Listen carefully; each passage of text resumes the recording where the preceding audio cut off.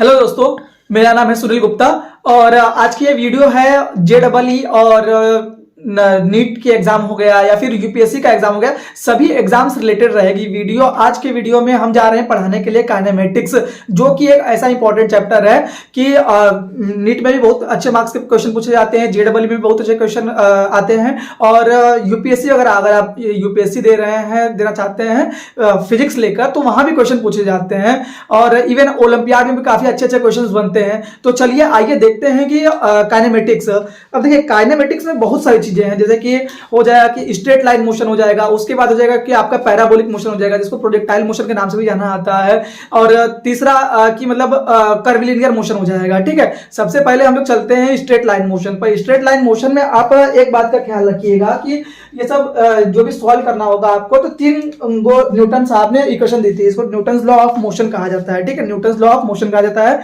उसमें देखिए ध्यान से कि जो v होता है, v इक्वल टू क्या होता है, u प्लस at।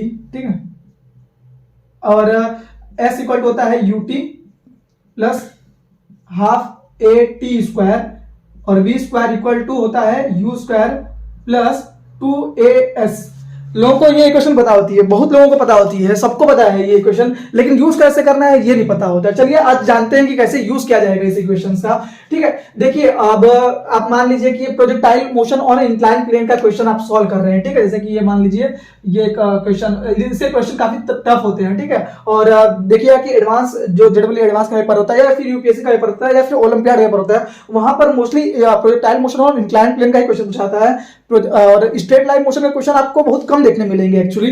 ठीक है, में मोस्टली क्वेश्चन जो है प्रोजेक्टाइल मोशन और इंक्लाइन प्लेन का देखने मिलता है। कैसे यूज किया जाता है इक्वेशंस को देख लेते हैं। तो सबसे पहले ये जो इक्वेशन होती है ना, ये वेक्टर फॉर्म की इक्वेशन है। एक्चुअली किस फॉर्म की इक्वेशन है, वेक्टर फॉर्म की इक्वेशन है। तो आपको इस इक्वेशन को डायरेक्शन के साथ यूज करना है। मतलब क्या हो जाएगा कि एक्स एक्सिस के लिए अलग से यूज करेंगे और वाई एक्सिस के लिए अलग से यूज किया जाएगा। ठीक है, अब एक क्वेश्चन ले लेते हैं, जैसे कि मान लीजिए यहाँ पर कोई लड़का खड़ा है या फिर लड़की खड़ी है। ठीक है, सुंदर कन्या या फिर लड़की खड़ी है। ठीक है, उसने क्या किया, एक बॉल को फेंका जिसकी वेलोसिटी थी कुछ u थी। ठीक है, u थी, और इसका ये जो इसको क्या कहलाएगा, रेंज कहलाएगा। जो इसकी लेंथ होगी क्या कहलाएगी, रेंज कहलाएगी। ठीक है, अब ये हम लोग को मान लीजिए कि रेंज निकालना है कि बॉल एक्चुअली कहां पर जाके गिरेगी। ठीक है, मान लीजिए कहीं पर यहाँ पे आके गिरी। ठीक है, यहाँ पर जहां पर आके गिरेगी वो रेंज हो जाएगा।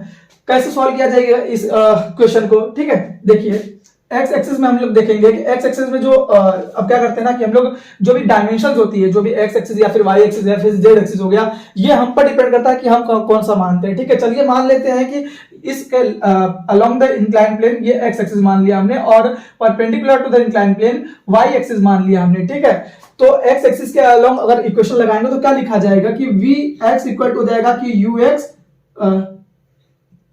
ux प्लस ए एक्स इंटू टी हो जाएगा, और क्या जाएगा कि एस एक्स इक्वल टू हो जाएगा ux into T plus half A X into T square हो जाएगा, और वैसे ही V X square is equal to हो जाएगा U X square plus 2ax into S X हो जाएगा। ठीक है, वैसे सिमिलरली वाई एक्सिस के अलोंग भी लिख दिया जाएगा, तो वी वाई इक्वल टू कितना हो जाएगा कि U Y plus A Y into T, S Y equal to हो जाएगा U Y into T plus half A Y into T square, और क्या हो जाएगा V Y square equal to देता है कि U Y square plus 2ay into S Y. ठीक है, अब देखिए सर इसमें ax है, ux है, vx है, सबका क्या मतलब है, इनके बारे में जान लेते हैं।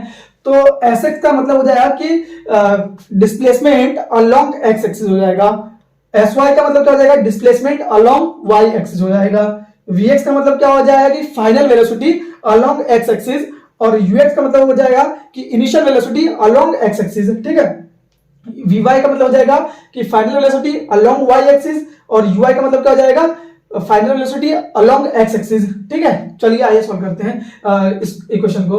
तो इसमें देखिएगा कि जो एस एक्स है हमने मान लिया कि वो आर है। ठीक है, तो आर इक्वल टू कितना हो जाना चाहिए, यू एक्स। ठीक है, मान लीजिए कि एक्स कुछ ऐसा फेंका गया था। ठीक है, जिसका कुछ एंगल यहां से बीटा था।